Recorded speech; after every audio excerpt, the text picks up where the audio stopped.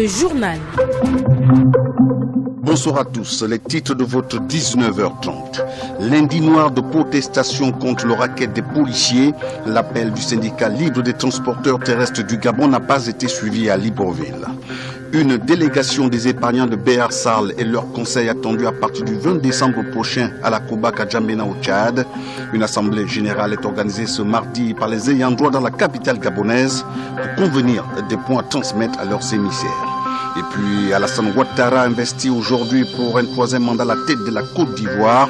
La cérémonie s'est déroulée en présence de plusieurs chefs d'État et de gouvernement, dont le Premier ministre gabonais, Rose Christian Oussoukara Ponda.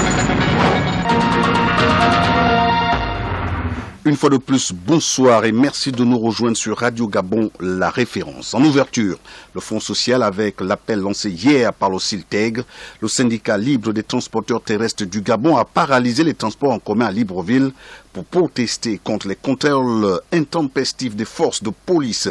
Un appel qui n'a pas été suivi par ses adhérents, c'est ce que nous rapporte Nelly Moutsogo.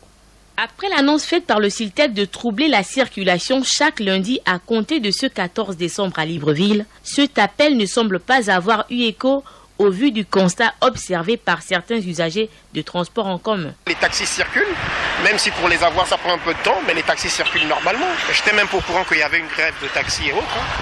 Contrairement à ce qui circulait sur les réseaux sociaux, moi j'ai eu beaucoup de facilité à avoir un véhicule, un taxi pour me rendre là où je suis aujourd'hui. Pour d'autres usagers, les déplacements n'ont pas été si faciles. Le mouvement annoncé par le CILTEG n'est pas forcément en lien avec ces difficultés. Je viens de quitter vers Férouz-Lapéry pour venir vers le boulevard. J'ai fait plus de 30 minutes pour avoir le taxi. J'ai dû proposer 1000 francs. Comme d'habitude, je viens avec 500, mais ils m'ont pris avec 1000 francs. Depuis au 22 déjà jusqu'ici, ça n'a pas été facile. Ça a été assez compliqué.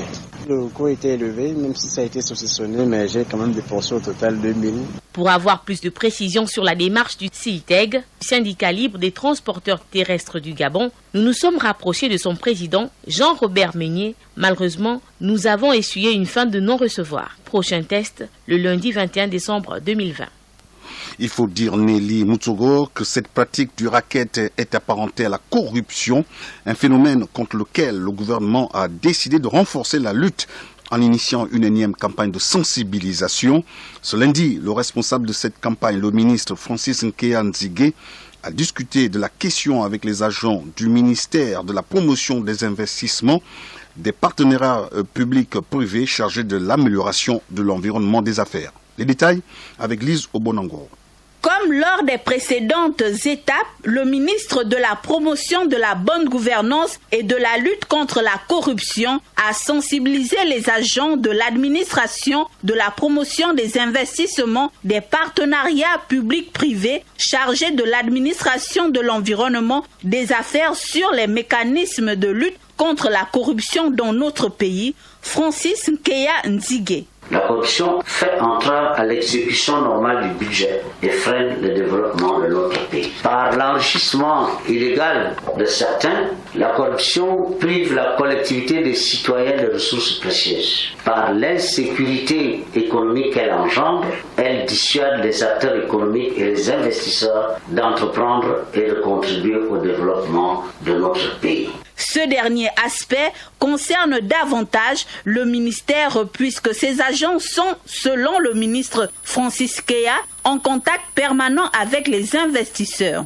Les investisseurs ne supportent pas le mot corruption. C'est une mauvaise nouvelle pour eux. Quand ils entendent qu'il y a la corruption quelque part, c'est comme si on vous annonçait la mort d'un parent quelque part. Par l'arbitraire qu'elle fait régner, la corruption sape la confiance des citoyens dans la démocratie et les institutions que nous sommes. La corruption, elle sape la confiance. Par l'injustice qu'elle favorise dans les prises de décisions publiques, elle est toujours préjudiciable aux plus pauvres et ne fait que augmenter la pauvreté. Cette campagne de sensibilisation sur les mécanismes de lutte contre la corruption dans toutes les administrations publiques se poursuit et s'achève le 18 décembre 2020. Signalons qu'après cette étape de la sensibilisation, les indélicats risquent, outre les sanctions judiciaires, une radiation des effectifs de la fonction publique. Je vous propose d'écouter à cet effet les explications du ministre Francis Nkeya Nzige au au micro de notre reporter. Instruction a été donnée au gouvernement, non seulement de faire intensifier les procédures judiciaires en cours, mais également d'encourager la mise en place de procédures disciplinaires dont l'issue peut aller jusqu'à la sanction de radiation des effectifs de la fonction publique. Sur ce point, Madame le Premier ministre nous a demandé de vous transmettre un formulaire que vous allez multiplier et que vous allez remettre à vos agents publics. La particularité, c'est que la décision définitive, elle n'appartient pas au ministre, parce que certains peuvent hésiter en se disant que je risque d'avoir quand même des problèmes dans mon département. J'ai des parents, j'ai des amis, ils vont m'en vouloir. En réalité, ce n'est pas vous qui prenez la décision, c'est le Premier ministre. Le conseil de discipline que vous mettez en place sert uniquement à faire des propositions. Et la sanction définitive est prise par le Premier ministre, chef du gouvernement, à travers un arrêté. Mais avant d'arriver à toutes ces sanctions-là, et surtout pour vous inciter à prendre définitivement conscience des enjeux, nous avons préparé un guide à votre intention. C'est un guide pratique de lutte contre la corruption et qui a la particularité d'être simple et qui vous permettra, vous aussi, de faire de la sensibilisation. C'est en quelque sorte ce que nous essayons de faire aujourd'hui, c'est la formation des formateurs. C'est-à-dire que dès que nous partirons d'ici, vous aussi, vous allez utiliser ce guide-là pour former vos agents, afin que tous les agents publics soient imprégnés des mécanismes de lutte contre la corruption. À l'instant, Maître Francis Nkéa Nzigué, le ministre de la promotion de la bonne gouvernance et de la lutte contre la corruption, que vous suivrez également ce mardi à partir de 10h05 sur nos antennes au cours de l'émission Gabon Politique. Sur ce, nous l'écoutons en avant-première. La bonne gouvernance est transversale. La bonne gouvernance est partout. Ce que je peux vous dire aujourd'hui, c'est que nous sommes sur le bon chemin. Nous avons mis déjà un certain nombre de procédures en place. Avant de passer à la sanction, il faut d'abord passer par la pédagogie. Il faut apprendre, parce que ce serait quand même illogique de venir brutalement demander la sanction alors que personne ne sait rien de la bonne gouvernance. Donc ce que nous essayons de faire, c'est on veut d'abord, dans le cadre de nos missions, privilégier la pédagogie. C'est-à-dire que nous allons multiplier les séminaires, non seulement aux secrétaires généraux, mais à tous les directeurs généraux, à l'ensemble des agents publics, y compris les agents publics qui sont dans l'administration parlementaire et ceux qui sont dans les collectivités locales. C'est-à-dire que dans les mairies et dans tout ça participe de la bonne gouvernance. Nous avons besoin de la bonne gouvernance à tous ces niveaux-là. Donc, ce n'est que lorsque nous allons terminer avec cette pédagogie que nous allons passer à la sanction. C'est-à-dire qu'on va leur dire, on vous a déjà dit ce que vous devez faire, mais nous avons l'impression que vous ne voulez pas le faire. À partir de ce moment, nous serons obligés de sanctionner. Le cadre juridique et répressif est déjà préparé? Le cadre juridique, il est préparé depuis 2003. La loi de 2003, elle dit que tout dépositaire de l'autorité de l'État est astreint à l'obligation de déclarer ses biens avant son entrée en fonction. Tous les 3 ans, pendant qu'il est en fonction, et au moment de la cessation de ses fonctions. L'émission Gabon Politique, c'est tous les mardis à partir de 10h05 sur Radio Gabon, la référence, avec Claudette Eouré et Achille Mwanda Moussoussi.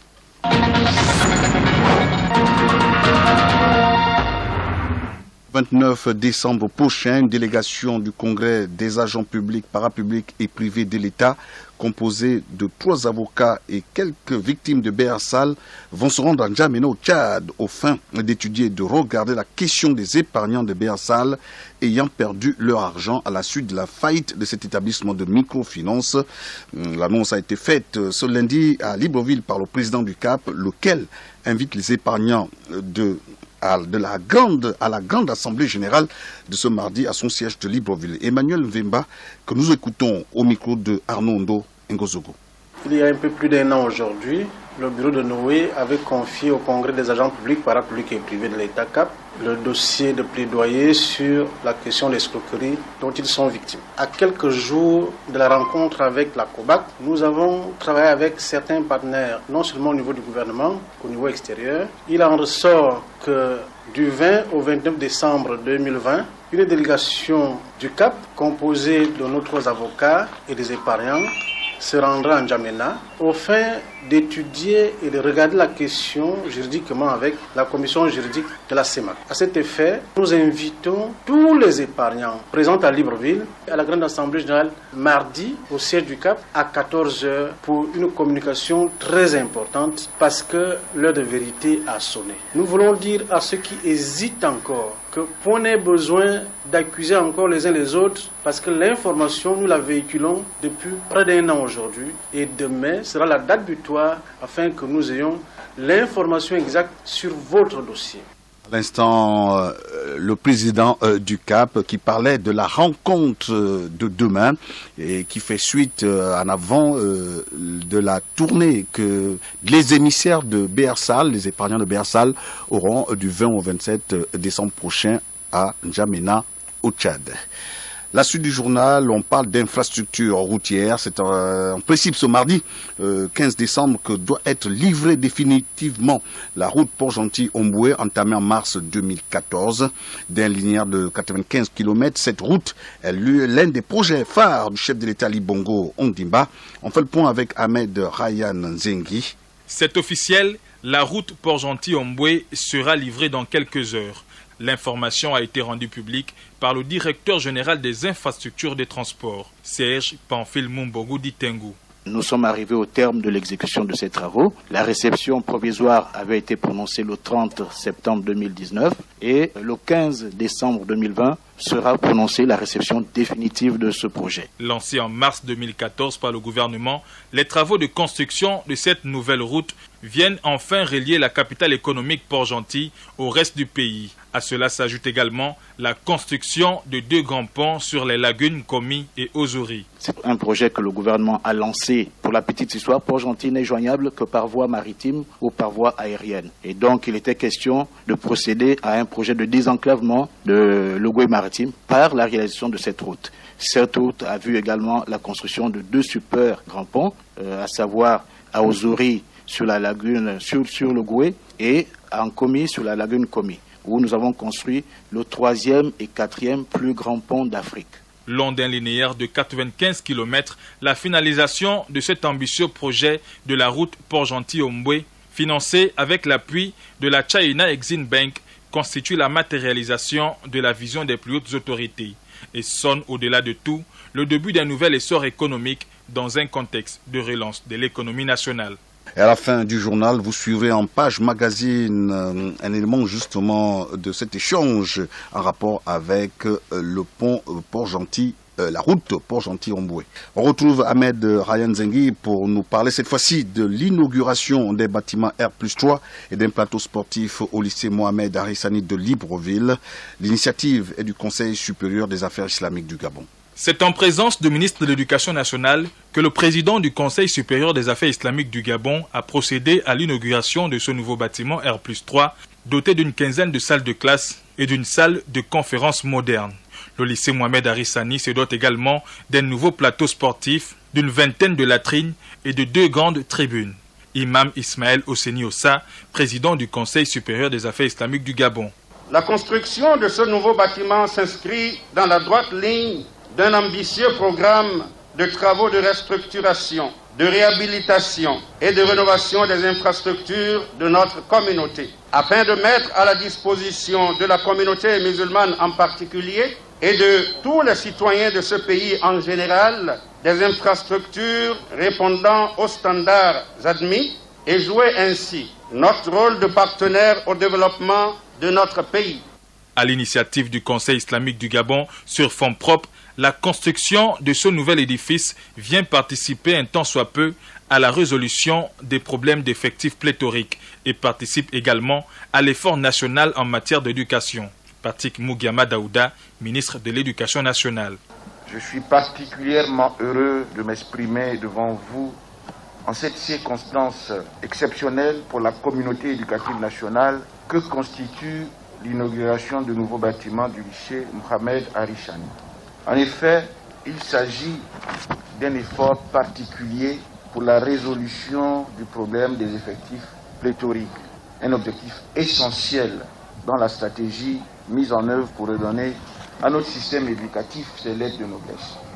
Après l'inauguration de ce bâtiment, le Conseil supérieur des affaires islamiques du Gabon entend aller plus loin en élargissant son programme d'aménagement à l'intérieur du pays. Clovis Mabika Manfumbi, bonsoir. Bonsoir Pierre. Vous êtes là pour nous parler des nouvelles hors de nos frontières. On débute par la Côte d'Ivoire où Alassane Ouattara vient d'être investi pour un troisième mandat à la tête du pays. Devant le peuple souverain de Côte d'Ivoire, le président ivoirien a prêté serment ce lundi, la main droite levée et la main gauche sur la Constitution. Dans son discours, Alassane Dramane Ouattara a appelé au dialogue et invité l'opposition à saisir cette nouvelle opportunité en vue des législatives du premier trimestre 2021. Plusieurs présidents ouest-africains, dont le Sénégalais Macky Sall, le Togolais Faure Gnassingbe et le Béninois Patrice Talon ont été présents à l'investiture. La France était représentée par son chef de diplomatie, Jean-Yves Le Drian, alors que l'ex-président Nicolas Sarkozy était un invité d'honneur à la cérémonie. L'opposition ivoirienne, qui conteste toujours et toujours la réélection de Ouattara, a brillé par son absence. Le président gabonais Ali Bongo Ondimba était représenté par le Premier ministre Rose Christiane Osuka Raponda. Et puis en RDC, le secrétaire général adjoint chef des opérations de maintien de la paix de l'ONU débute ce 14 décembre une visite de 5 jours en République démocratique du Congo. Jean-Pierre Lacroix va faire un point avec la MINUSCO.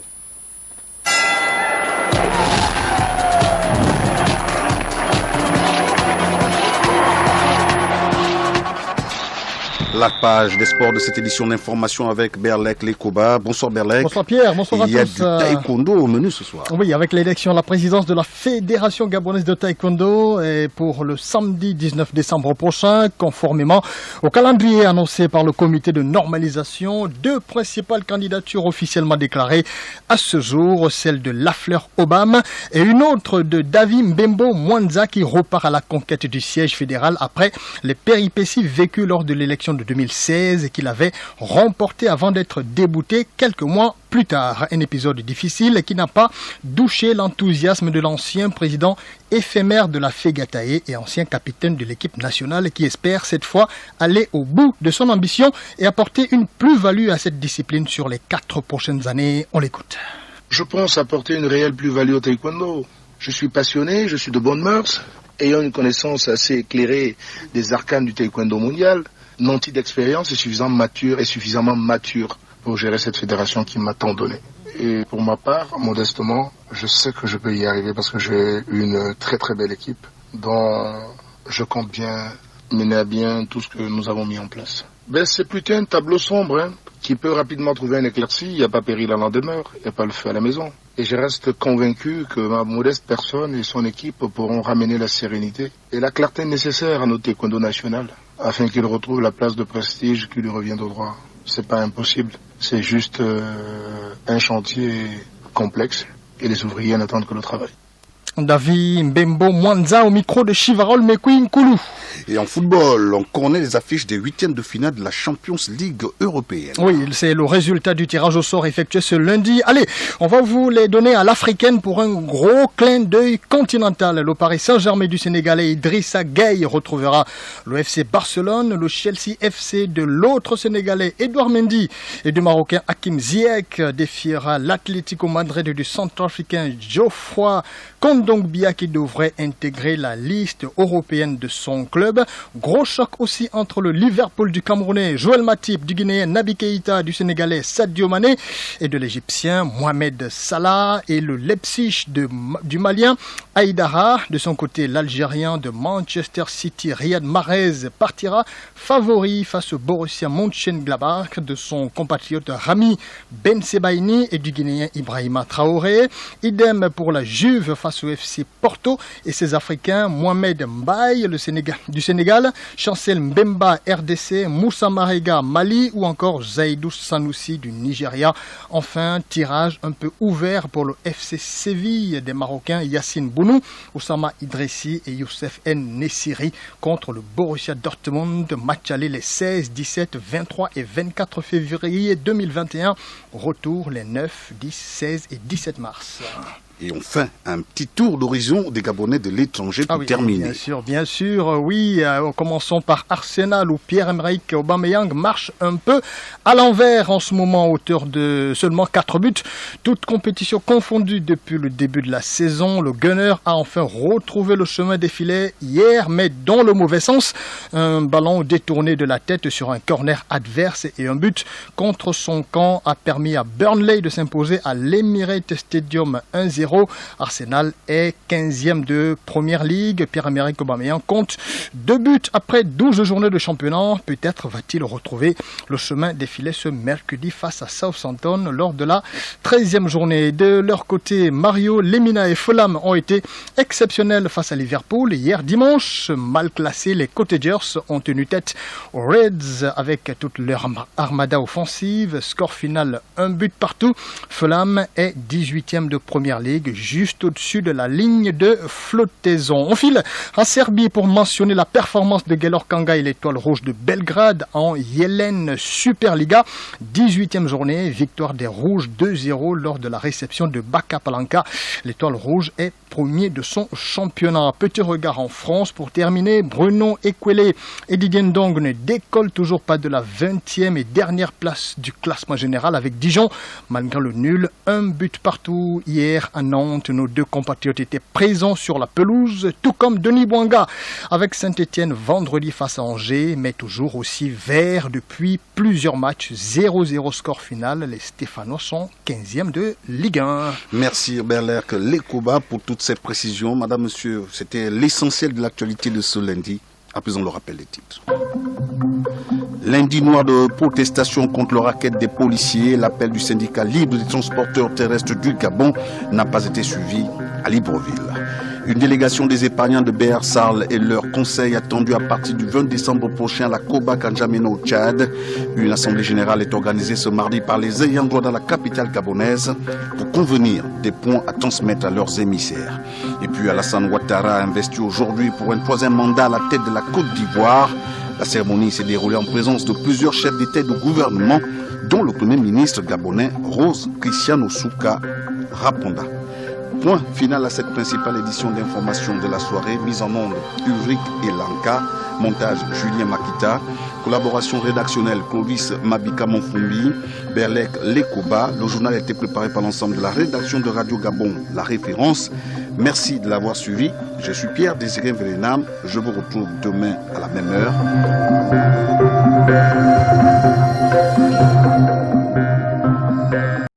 Vous êtes câblé sur Radio Gabon émettant de Libreville, 88.7, 96.5 FM. Où que vous soyez, nous sommes avec vous.